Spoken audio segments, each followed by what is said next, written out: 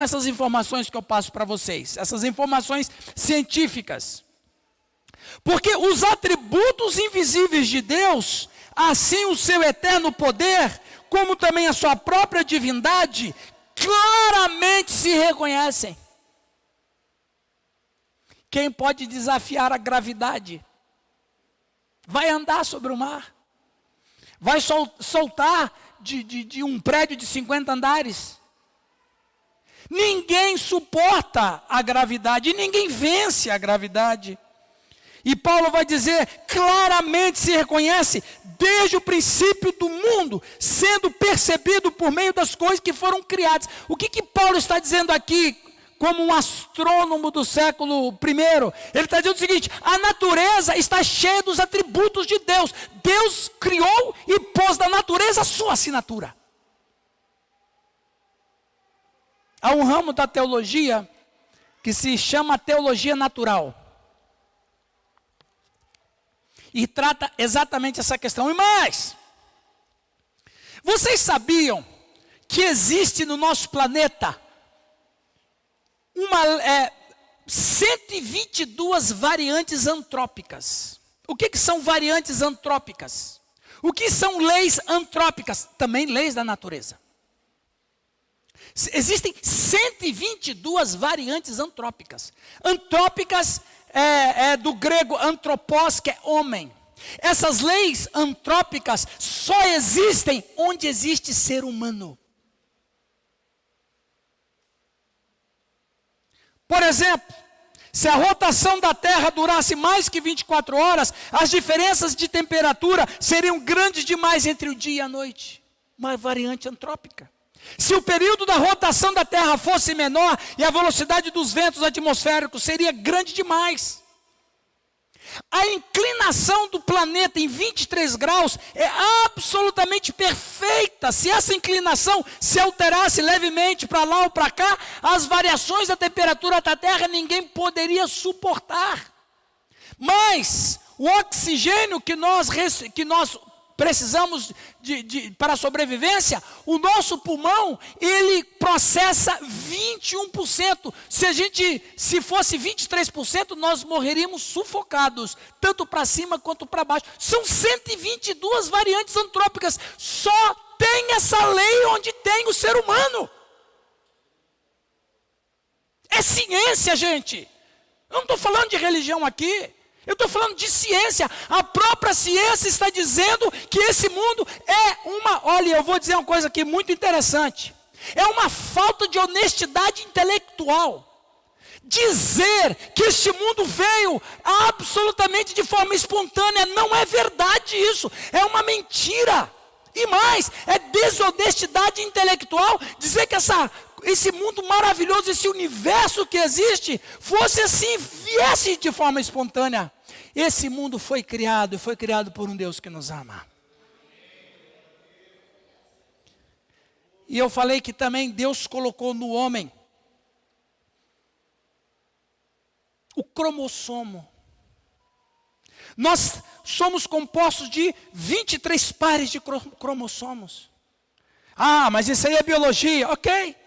O DNA de cada um de nós é formado de nucleodídeos. E os nucleodídeos, eles em suas bases, ele tem 4 bases. Os nucleodídeos que compõem o nosso DNA, que faz parte do cromossomo, do nosso cromossomo. Adenina, citosina, guanina e timina. E nós temos em um DNA 5 bilhões de nucleodídeos. Multiplicando pelas suas bases, que são esses 4 que eu mencionei, e nós temos ali 4 bilhões. Ou seja, o nosso cromossomo, existem 20 bilhões de nucleodídeos. Entre o nucleodídeo e suas bases. Agora, olha que coisa interessante. Eu estive fazendo uma pesquisa e descobri que um bit, quem trabalha com computador aí, o Caio, trabalha com computador, Caio? Um bit é um dígito binário, a menor parcela de informação processada num computador. É a menor. Ele vai variar entre 0 e 1. Isso é um bit. E o mais interessante é que uma letra qualquer do alfabeto, que ela pode ser identificada por 6 bits. Se nós, irmãos, fizermos uma multiplicação, se o cromossomo humano tem 20 bilhões de informações, porque ali estão carregados todos os nossos códigos genéticos. O nosso código genético está no DNA. O nosso sexo, a cor de nossa pele, o jeito que a gente anda, todo o nosso corpo humano, ele é cheio de informação. Muito bem, se a gente for fazer um cálculo, 20 por 6, nós vamos ter 3 bilhões de letras. Uma palavra de qualquer língua, qualquer língua, português, inglês, francês, espanhol, uma palavra de qualquer alfabeto, ele é identificado por 6 bits. Agora, vamos fazer 6 letras, melhor dizendo, tem 6 letras. Se são 3 bilhões de letras, nós temos 500 milhões de palavras. E isso tem um cromossomo. Onde que eu quero chegar com esse monte de número? Nós vamos chegar 500 milhões de palavras a 2 milhões de páginas. Um cromossomo, fazendo um cálculo de um livro, nós teremos um livro de 500 páginas, a média de um livro, 500 páginas. Sabe quantos livros teria em um cromossomo humano? 4.000 livros de 500 páginas. Um cromossomo, nós temos 23. Ou seja, nós somos uma biblioteca. Nós somos pura informação. Deus criou o homem assim como Ele pôs nas leis da natureza os seus atributos, Ele pôs em nós aquilo que é dele, que são informações, inteligência. Deus nos criou, meus irmãos. Deus tem um propósito para a nossa vida. Salmo 33, 6 diz assim: os céus por sua palavra se fizeram, e pelo sopro de sua boca o exército deles. Ele ajunta um montão de águas no mar, e em reservatório encerra as grandes vagas. Tema o Senhor toda a terra, temam-no todos os habitantes do mundo, pois Ele falou e tudo se fez, Ele ordenou e tudo passou a existir. É o testemunho das Escrituras. A palavra de Deus é poderosa. E essa palavra que sai da boca de Deus, não apenas criou tudo o que ela é, mas a palavra de Deus sustenta tudo o que Deus criou. Existe uma linha de crença chamada deísmo. Na verdade existem 3. Vou falar do deísmo.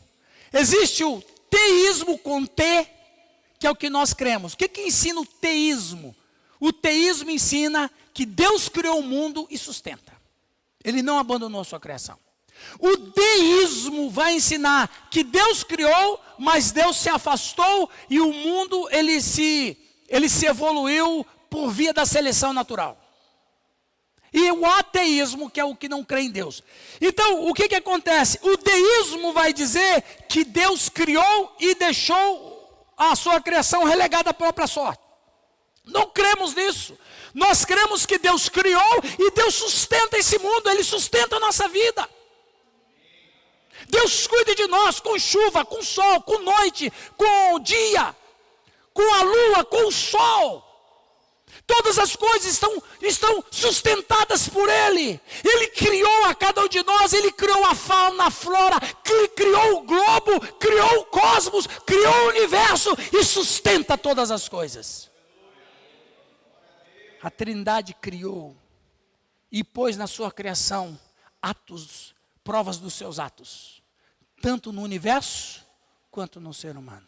Segundo lugar, a Trindade criou, preste atenção para vocês não pensarem que eu estou falando de heresia.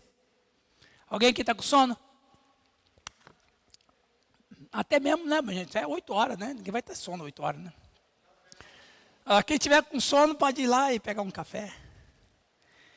Igreja relevante é outra coisa, né?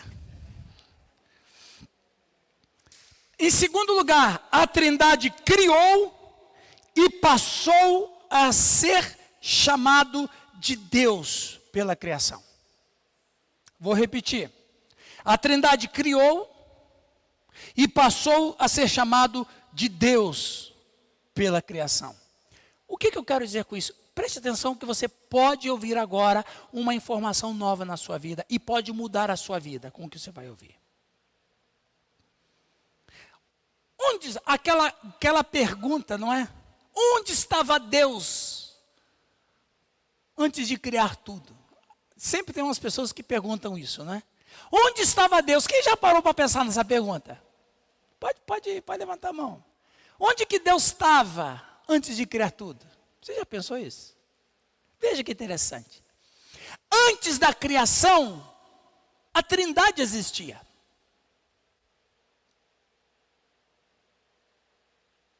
Antes da criação, a Trindade existia. E a Bíblia diz em Hebreus 12, 2, que a Trindade vivia numa eterna festa.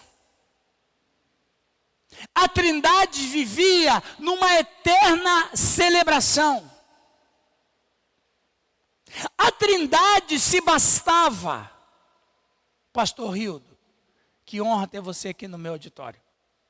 A Trindade, você também, Lu. E a Trindade se bastava, a Trindade não precisava criar, porque a Trindade se bastava. Vocês estão entendendo?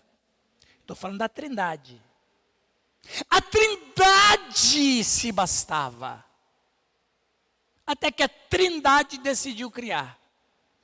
Quando a Trindade criou, neste momento, qual vai ser a relação da Trindade com a sua criação? Deus. Olha o que diz lá o Gênesis 1:1. No princípio, criou Deus. O que Moisés está falando? Ele quer falar o seguinte: que quando o ser que criou vai se relacionar com a sua criação de uma maneira de adoração. É como se fosse assim. Oh, ok, vocês, a Trindade, não é? A criação está falando assim, vocês criou tudo isso aqui. Como é que a gente vai chamar vocês? Deus. O que é Deus? Deus é um ser que por causa do seu ato criativo merece ser adorado. Ok, então a partir de hoje nós vamos chamar vocês de Deus. Ou seja, quando a Trindade cria, agora a criação se relaciona com o seu Criador, chamando esse Criador de Deus. Então veja, meus irmãos e minhas irmãs, a Trindade agora tem um nome: Deus. O que é Deus? Deus é o ser que precisa ser adorado. Por que esse Deus tem que ser adorado? Porque Ele trouxe tudo à existência. Entenderam isso aí? Entenderam isso aí? Mais do que a gente possa imaginar, Deus é um título, não é um ser. A gente trata como ser. Mas a palavra Deus é um título. Que título é esse? Da Trindade. O ser que existe é a Trindade. E essa Trindade tem um nome: Deus. Agora, a relação da criação com o que o criou é de adoração. Então, a Trindade criou, passou a ser chamado Deus pela criação, e a relação da criação com o Criador é de adoração. Então, agora a criação adora este ser que os criou, e este ser que os criou se chama Deus.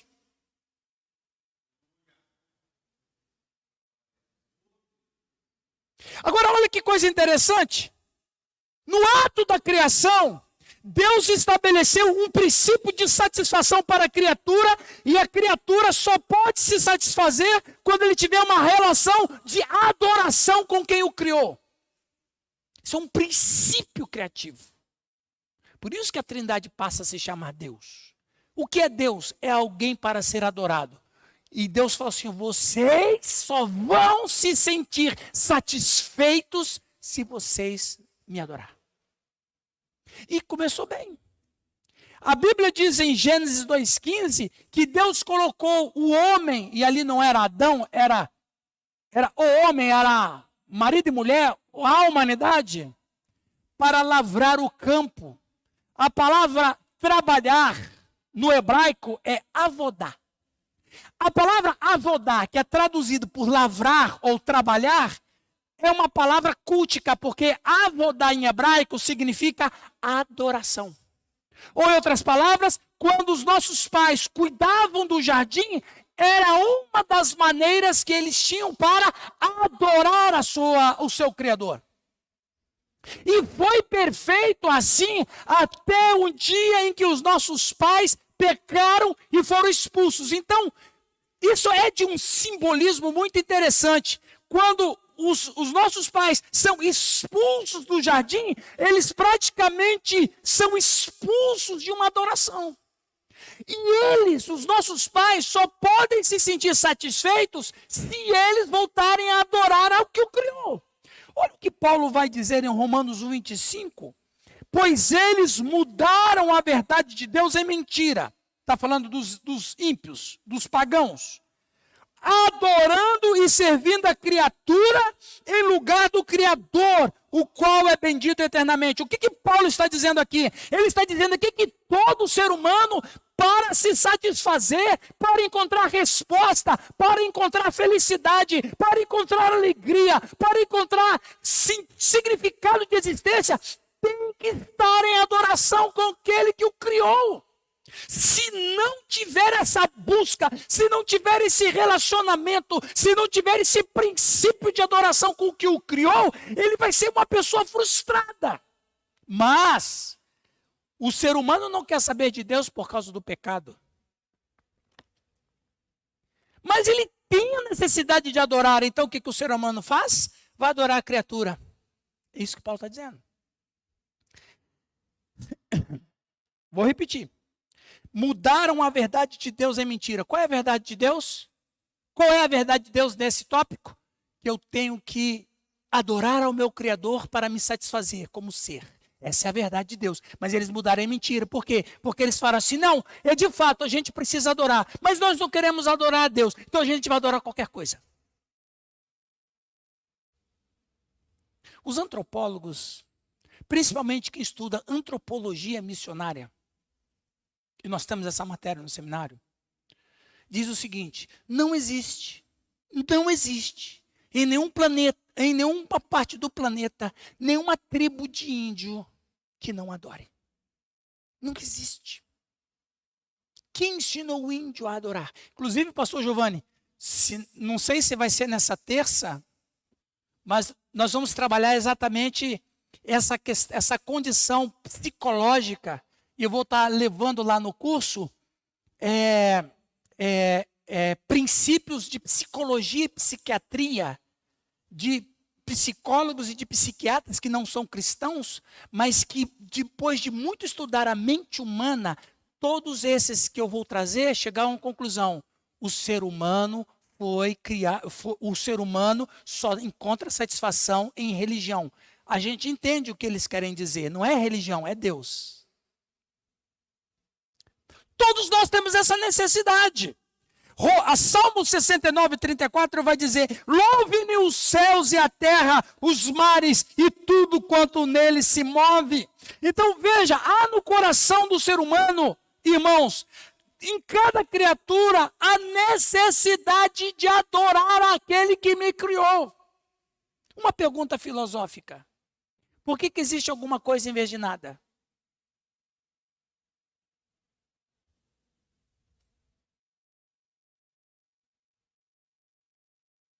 Essa é uma pergunta filosófica que nos leva a questionar. Por que existe alguma coisa em vez de nada? Então você só tem uma saída honesta, uma saída sincera e honesta. Alguém me criou. E claro, quem me criou, vamos dizer aqui entre nós, seres humanos pecadores, nós somos pais. Eu tenho 4 filhos, a minha filha Bruna está aqui com o filhinho dela. Qual é a relação dos pais com o filho? É de obediência. Por quê? Eu só existo por causa dos meus pais. Percebem? O princípio de Deus na criação nossa entre filhos. Qual é a relação do filho com seus pais? É de uma adoração. Entende? É um princípio de Deus. Claro, a adoração não nos pais como Deus, mas esse sentido da adoração é muito amplo. A palavra, daqui a pouco eu já vou falar sobre essa questão. Olha o que diz o Salmo 148. Aleluia! Louvai ao Senhor do alto dos céus, louvai-o nas alturas, louvai-o todos os seus anjos, louvai-o todas as suas legiões celestes, louvai o sol e lua, louvai-o todas as estrelas luzentes, louvai os céus dos céus e as águas que estão acima do firmamento. Eu quero perguntar, como é que essa natureza vai louvar? Isso é um erro nosso. Imaginar que louvar é só cantar. Como é que a natureza louva? A natureza louva. Você sabe como que uma bananeira louva a Deus? Você pode imaginar como uma bananeira louva a Deus? Como? Dando os seus frutos. A natureza louva a Deus produzindo aquilo que Deus deu ordem para ela. Daqui a pouco falo mais sobre a natureza. Aí o salmista está louco aqui. Como é que o sol vai louvar a Deus? Brilhando. A única criação que Deus fez que o louva com inteligência somos nós. Ele nos fez a sua imagem e semelhança. E eu só encontro satisfação quando eu estou com o meu Criador. E mais, louve o nome do Senhor, pois mandou Ele, e foram criados, e estabeleceu para todo sempre, fixou-lhe uma ordem que não passará. Louvai o Senhor da terra, monstros marinhos, e abismos todos, fogo e saraiva, neve e vapor, e ventos procelosos. Olha que coisa interessante. Que lhe executam a palavra, montes e todos os outeiros, árvores frutíferas, e todos os cedros, feras e gados, répteis e voláteis. Aí ele conclui, falando do ser humano, reis da terra, e todos os povos, príncipes, e todos os juízes da terra, rapazes e donzelas, velhos e crianças. Bom, aí é com a gente, né, pastor Giovanni? Velhos, né? Velhos e crianças. Louve o nome do Senhor, porque só o seu nome é excelso, a sua majestade é acima da terra e do céu. Agora, e a criação? E a natureza? E a natureza? Nós estragamos a natureza. O ser humano, em Adão e Eva, nós corrompemos a natureza. Ela tem também um princípio de adoração, mas a adoração dela está tortuosa. Por quê? Olha o que Paulo vai dizer. E eu vou falar uma coisa interessante aqui. Sabe quem se alegra muito com a conversão do pecador? As flores do campo. As águas do mar. As águas dos rios. O sol e a lua. As estrelas. Por quê? Porque quando Deus criou o planeta e o universo, Ele criou o planeta e o universo e criou o homem à sua imagem e semelhança, Ele deixou toda a criação ao cuidado do homem. Vocês vão dominar a terra. Eu falei isso aqui no curso Reino de Deus. Vocês vão dominar tudo. E toda a criação está agarrada com vocês. E toda a criação vai me adorar. E como vocês são a imagem e semelhança da Trindade, a adoração da criação vai ser uma adoração por união com vocês. Quando o homem pecou, toda a natureza caiu com ele. Você sabe o que a natureza precisa? Voltar até a adoração. Olha o que Paulo vai dizer em Romanos capítulo 8. Preste atenção nesse texto que é fantástico. Romanos 8,19. Não precisam abrir, eu vou ler para vocês. A ardente expectativa da criação. A ardente não é uma expectativa qualquer. É uma expectativa com ansiedade. A ardente expectativa da criação aguarda a revelação dos filhos de Deus. Pois a criação está sujeita à vaidade. Não voluntariamente. Ela não quis ser vaidosa, ou ela não quis ser rebelde, ou ela não quis produzir cardos e abrolhos. Mas por causa daquele que a sujeitou, na esperança de que a própria criação será redimida do cativeiro da corrupção. Quem pôs a criação no cativeiro da corrupção? Os nossos pais. Para a liberdade da glória dos filhos de Deus, porque sabemos, Paulo está dizendo, os cristãos, né?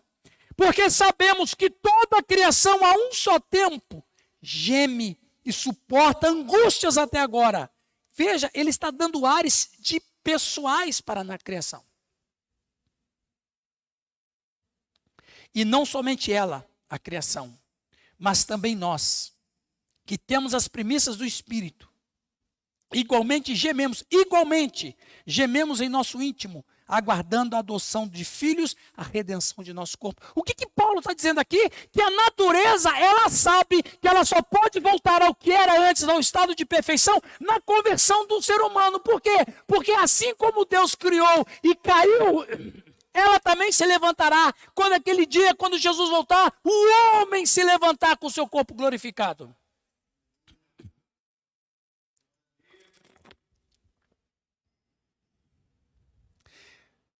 Meus irmãos, a coisa é muito profunda. Agora, eu quero terminar esse ponto e ir por último, senão daqui a pouco já é meia-noite. O que é adoração?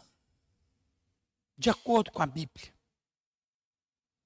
Quando a gente fala de adoração, as pessoas já pensam numa banda de louvor, ou aqueles que são mais tradicionais, corais, piano. Eu gosto de piano. Hino do cantor cristão. Eu fui criado na vida cristã cantando hino do cantor. Eu acho bonito o hino. É muito bom, não é, pastor Rildo? Mas quando você fala de adoração, quem gosta de música worship, viu que chique? Quem gosta de música worship, pensa que é isso aí. Quem gosta da coisa mais tradicional, pensa que é hino do cantor cristão tocado ao som do piano. Mas não é. A Bíblia fala no Antigo e no Novo Testamento, quando fala de palavra adoração, no Novo Testamento a palavra é proskunel. A palavra proskunel, que é traduzida por adoração, significa se ajoelhar ou prostrar-se ou fazer homenagem a alguém maior do que eu. Isso é proskunel, que é traduzido para adoração. E também no Antigo Testamento, no hebraico, a palavra mais comum traduzida como adoração é shahar. Shahar significa, tem o mesmo sentido que proskunel, significa se prostrar diante de um monarca. Veja, em ambas as palavras, do hebraico e do grego, adoração significa uma coisa só, se curvar diante de alguém maior do que eu. E se curvar diante de alguém maior do que eu, só tem uma palavra: obediência.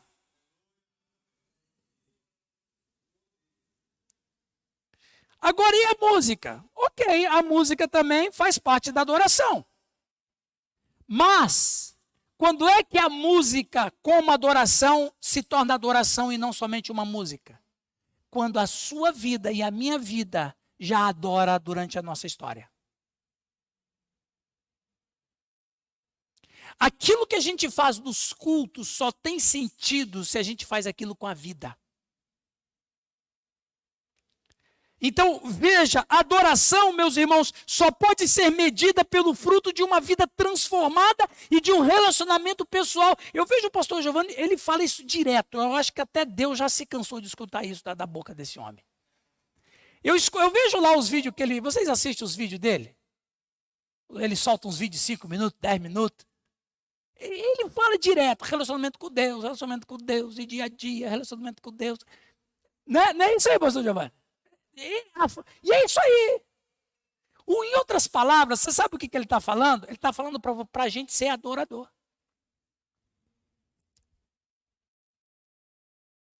Porque só nesse sentido de adoração que a gente encontra satisfação em Deus. Amém, meus irmãos? Eu quero terminar com o último lugar. A Trindade criou o homem e o homem só se satisfaz em Deus. Tem um versículo que pouco se fala, pouco se prega, mas eu sempre prego nele porque é um versículo que para mim faz muito sentido. Eclesiastes 2,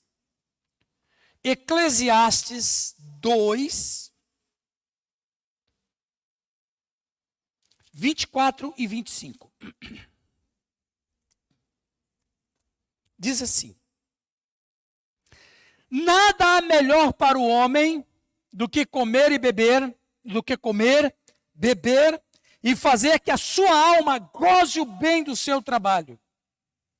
Que não existe coisa melhor? Comer, beber e trabalhar com alegria. No entanto, vi também que isto vem da mão de Deus. O quê? Comer, beber e encontrar satisfação no trabalho. Pois, separado deste, ou seja, separado de Deus, quem pode comer ou quem pode se alegrar?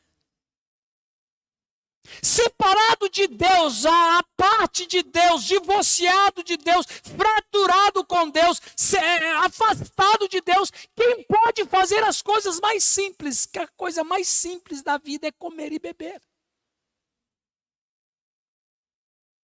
Além de ser as coisas mais simples da vida, são as coisas que me dão sobrevivência. Essas coisas mais simples que me fazem estar sobrevivendo não tem sentido. O nosso querido Salomão está dizendo aqui? Que aquilo que me faz sobreviver não tem sentido se Deus não está na minha existência.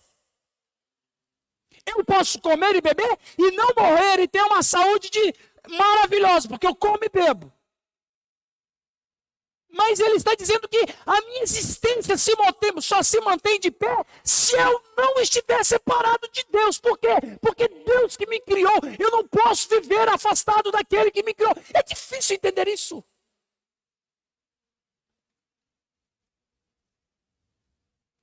A classe dos filósofos no Ocidente, a nossa filosofia, o tronco dela é grega. A classe dos filósofos se levantaram para estudar o ser humano. E sabe qual é a única preocupação deles? É descobrir, encontrar uma razão na filosofia. Por que o ser humano é tão deprimente? E aí, eles vão chamar o ser humano de antropos. E a palavra antropos significa aquele que olha para cima. A questão toda é que os filósofos chegaram a essa conclusão. Por que o ser humano olha para cima? Eles vão dizer, porque o ser humano procura significado.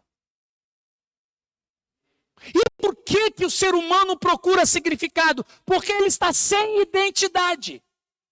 E qual é a identidade do ser humano? É estar com aquele que o criou. No princípio, criou Deus, os céus e a terra. A partir de hoje, vocês, criação, vão se relacionar com a gente como Deus. Hoje vocês vão chamar a gente de Deus. Nós vamos ser Deus para vocês. E vocês só vão se realizar com a gente, adorando a gente, vivendo com a gente. Albert Camus, o famoso filósofo francês existencialista, ele diz que o significado da vida é a mais urgente das questões. O Fyodor Dostoiévski, um escritor russo cristão, ele dizia, o segredo da existência humana consiste não só em viver, mas em encontrar um motivo para viver. Agostinho de Hipona um grande teólogo do século IV, da nossa era, ele disse que o homem só se encontra na vida quando ele se encontra com Deus. Então veja, o homem só pode se satisfazer em Deus. Mas como é que eu posso chegar até Deus? Nós só temos uma maneira de chegar até Deus, através de seu Filho Jesus Cristo. Porque ele disse, ninguém vem ao Pai senão por mim. Eu sou o caminho, a verdade e a vida. Ninguém vem ao Pai senão por mim. Veja, ninguém vem, ele não disse ninguém vai. Porque ele faz parte da Trindade. Ou o que Jesus está querendo dizer? Ninguém vai à Trindade, ninguém se relaciona com a Trindade, ninguém pode estar outra vez unido com a Trindade se não for por mim. Por quê? Porque a segunda pessoa da Trindade veio a este mundo e viveu nesse mundo, nasceu como nós, cresceu como nós, viveu entre nós, sofreu, resistiu às tentações, sobreviveu a tudo aquilo que era do mal, morreu na cruz, ressuscitou dentre os mortos e ele agora pode convidar a todos a estarem com ele. Tem um versículo muito interessante em Mateus 20, Mateus 28, 7, quando Jesus ressuscita dentre os mortos. O que aconteceu com o véu do santuário, dos santos dos santos? Pode falar? Agora, o que é um ato de rasgadura? Rasgar é uma coisa que está agoniado, desesperado. Você está doido para tirar essa roupa, e a roupa... Você sabe quando você está com aquele calor doido? Quando a camisa gruda no pelo, na pele, e dá aquela agonia, dá vontade de rasgar. É isso aí que Deus sentiu. Ele rasgou. Não tem mais nada que nos separa. Vinde a mim. Venha a mim. É o convite de Deus. É a rasgadura. A Bíblia diz assim em Efésios 2, naquele tempo estáveis sem Cristo, separados da comunidade de Israel, estranhos às alianças da promessa, não tendo esperança e sem Deus no mundo. Mas agora em Cristo Jesus, vós que estáveis antes longe, fostes aproximados pelo sangue de Cristo. Existem 3 perguntas. Eu tenho um sermão só sobre isso, mas eu vou falar isso aqui só rapidamente. Existem 3 perguntas que todo ser humano faz em algum momento da sua vida. Em qualquer época, em qualquer cultura. 3 perguntas. Quem sou? De onde vim? Para onde vou? A filosofia não tem resposta, a sociologia não tem resposta, a antropologia não tem resposta, a psiquiatria não tem resposta, a psicologia não tem resposta, só a teologia tem resposta. Essas perguntas, quem sou, de onde vim, para onde vou, são perguntas de quem está com amnésia. Só uma pessoa com amnésia pergunta isso. Com amnésia. O que me fez ficar com amnésia? Pecado. Mas quando o ser humano encontra Jesus Cristo, quando ele encontra em Jesus Cristo, quando ele converte a Jesus Cristo, quando ele nasce na família de Deus, todas as lembranças vêm à nossa mente e a gente passa a saber que nós viemos de Deus, a criação de Deus, a Trindade me criou, a Trindade me sustenta, a Trindade me salva, a Trindade mantém, a Trindade me ama. É isso que se recupera da nossa memória espiritual. Isaías 45, 22, olhai para mim e sede salvos, vós todos os limites da terra, porque eu sou Deus e não há outro. Lembra do famoso altar ao Deus desconhecido, Atos 19?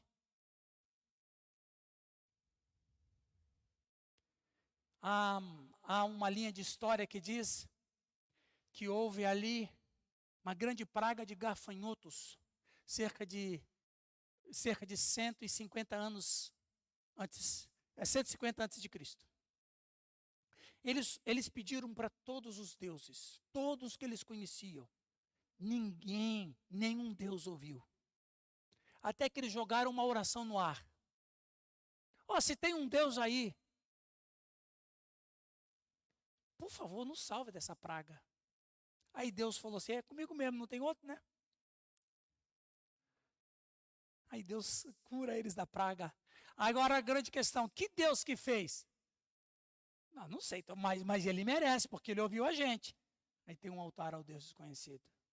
É Deus mesmo. Olhai para mim e sede salvos. Nós, irmãos, precisamos voltar a ter comunhão com a Trindade. Jesus Cristo é o único meio pelo qual a gente volta para a Trindade. Amém, meus irmãos? Essa mensagem fez sentido para a sua vida? Você que está em casa assistindo esta mensagem, talvez ao vivo agora, ou talvez durante a semana, essa é a pergunta que Deus faz para você também. Você não está precisando de reconciliar com a Trindade? E a Trindade está pronta para nos ouvir, está pronta para ouvir a nossa oração, nos atender e nos dar resposta aos nossos dilemas.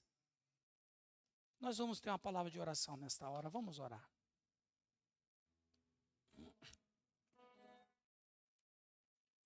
Tu és soberano sobre a terra, Sobre os céus tu és Senhor, absoluto.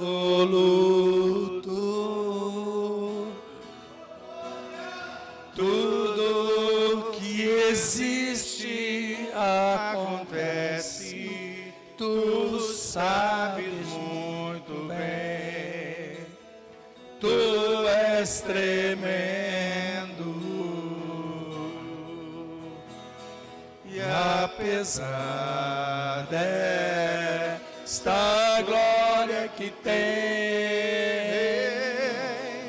tu te importa comigo também. E este amor tão grande eleva-me, amar-me a ti. Tu és tremendo. Irmãos, vamos orar. Você não precisa de achar uma religião. Você precisa achar a Trindade. E a Trindade só pode ser encontrada na pessoa de Jesus Cristo. Entrega a sua vida a Jesus Cristo. Faça uma decisão para Jesus Cristo. É a coisa mais especial e mais inteligente que você pode fazer na sua vida. Senhor nosso Deus, a tua igreja nesta noite canta para o Senhor. Porque de fato, só podemos ter sentido e significado se a gente viver numa relação de adoração com o Senhor que nos criou. Portanto, Senhor, que o Senhor fale conosco cada dia. Talvez, ó Deus, há pessoas que estão aqui dentro, que precisam se reencontrar. Talvez pessoas que estão nas suas casas, assistindo esse vídeo durante a semana, que precisam tanto se encontrar contigo, que hoje ninguém possa dormir sem dobrar os joelhos da sua cama e buscar o Senhor. Pai, abençoa este povo, abençoa o pastor, os pastores dessa igreja, abençoa a liderança espiritual, que dê graça para eles, que esta semente plantada possa dar frutos, em nome de Jesus, amém? Uma salva de palmas de alegria e de louvor a Deus. Deus os abençoe. Amanhã estaremos de volta, com a graça de Deus. Amém? Levante as mãos para os céus, que o Senhor te abençoe desde Sião, que o Senhor faça resplandecer o seu rosto sobre ti e te encha com a sua paz, que o Senhor santifique o teu corpo, a tua alma e o teu espírito, até a volta de Jesus de Nazaré. Que a graça e a paz de Jesus, que excede todo entendimento, venha sobre você, em nome de Jesus. Aleluia. Amém e amém. Amém? Se alguém quiser ofertar, semear, fica à vontade, só vir aqui.